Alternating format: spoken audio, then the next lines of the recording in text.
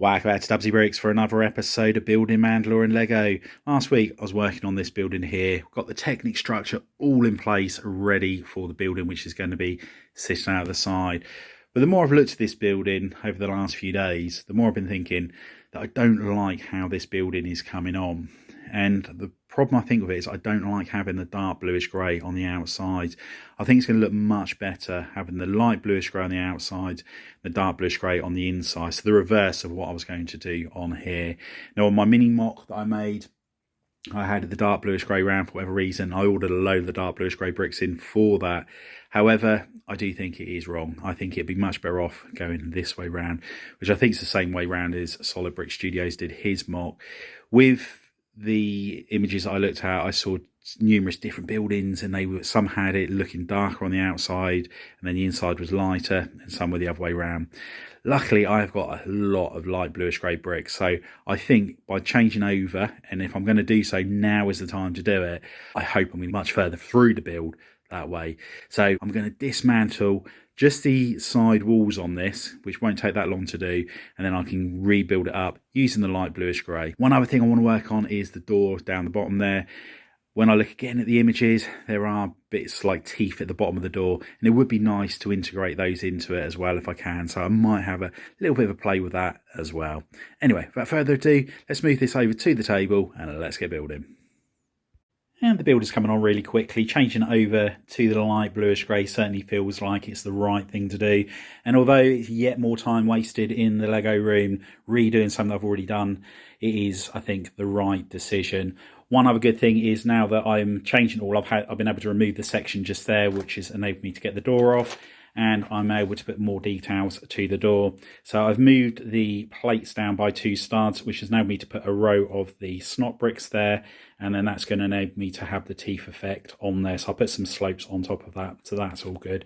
I just need to put the other tiled side on there. But yeah, really happy that I've made that decision. Now on the bottom here, you can see all the multicolored filler brick. I realise you can't actually see this section on the actual mock because it's hidden behind another part of the mock, so I thought I might as well save my light bluish grey bricks, just make those go that a little bit further. All these bricks down here, I've got so many of them spare at this moment in time that where I can use them I will do so. But anyway, that's enough talking. Let's get back to building and let's get that wall going up.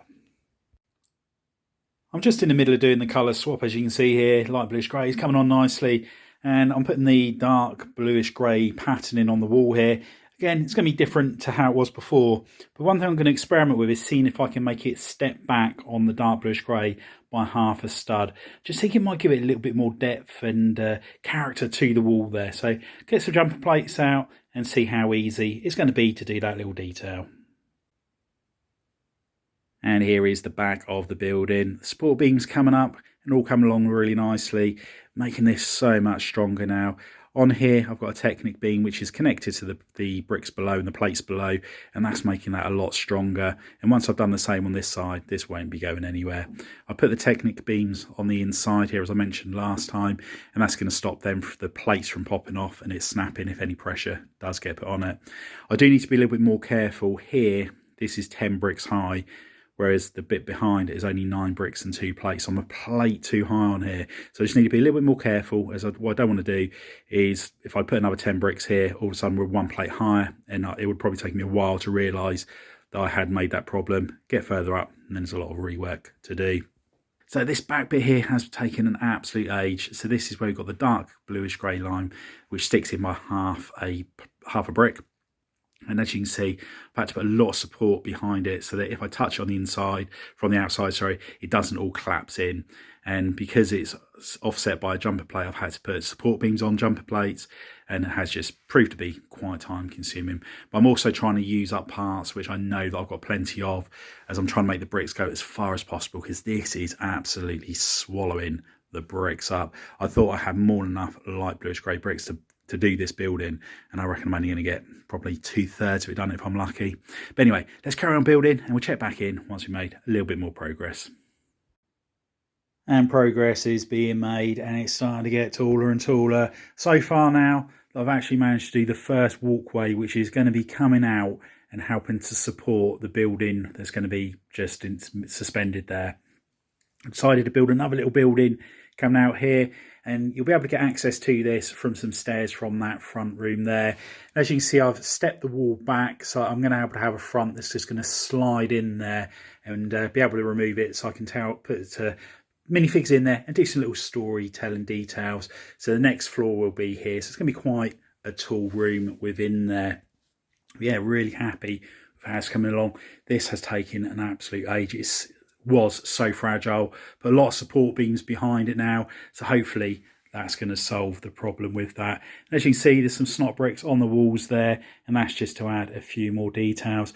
I did think initially that this was looking a little bit plain, but a couple of modified bricks down the end there to give it a little bit more breakup. But I think once I've got the building hanging down here, there's also going to be a platform there. You're not going to notice that entire grey wall there. But anyway, let's carry on building up and see how much more we can get done with the bricks we have. And here is Mandalore all back in place, and I'm so pleased I've made the decision to change the colour over to light bluish grey with the dark bluish grey lines, and also making the dark bluish grey lines sit back by half a stud. It's just added so much to the build, I think, and really looking forward to carrying on building this up. I've gone as far as I can with the light bluish grey bricks. I have run out now, so I'm going to need to get a whole load more in so I can carry on building this massive building. And bearing in mind this building here, there's going to be another one over this side which is going to be very similar in size. Might be a little bit narrower, but the actual height of it is going to be pretty much the same. And then also I've got the other building which is going to be going down there. So yeah, it's going to need thousands upon thousands more of these light bluish grey bricks. But it's really nice having the window down the side there. I'm so glad I decided to add that in. I think it gives it a nice pop of colour on there. And I think once I start sorting out the courtyard areas at the bottom there, where there's going to be some tan patterns as well as the sand blue as well, I think it's all going to look pretty good. A couple of trees as well that you see in Mandalore, I think that's all going to come together nicely. Now, as you can see, this section here, this is one room. The next one's going to be very similar in size, so I'm going to be able to tell some stories there. Put some snot bricks on the back there, so it's going to be a tiled door effect. And what I'll be doing is tiling this bit off here, and then the front section will just slide on and clip in place. So again, looking forward to seeing all of that come together. The inside of this, again, is just swallowing the bricks up. As you can see, loads of filler brick in there, and I haven't even started filling that section up there. But yeah, this bit here is getting a lot stronger. It's just wobbling at the top. At the bottom here, as firm as it needs to be, and it will certainly be a lot firmer once I finish that all up.